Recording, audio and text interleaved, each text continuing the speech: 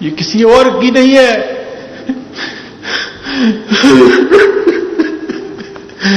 یہ تمہاری اور میری ماما کی ہے۔ میں نے اپنی بیٹی کو کہا کہ تمہاری ماں نہیں سمجھتی کہ میں 9 بجے سونے والا ہوں اور 3:30 بجے تہجد کے لیے اٹھنے والا ہوں۔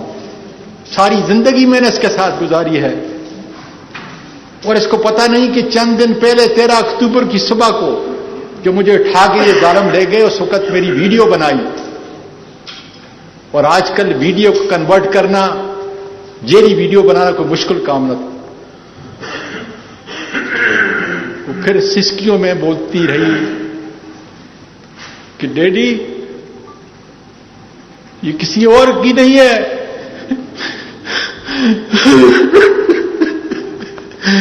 یہ تمہاری اور میری ماما کی ہے۔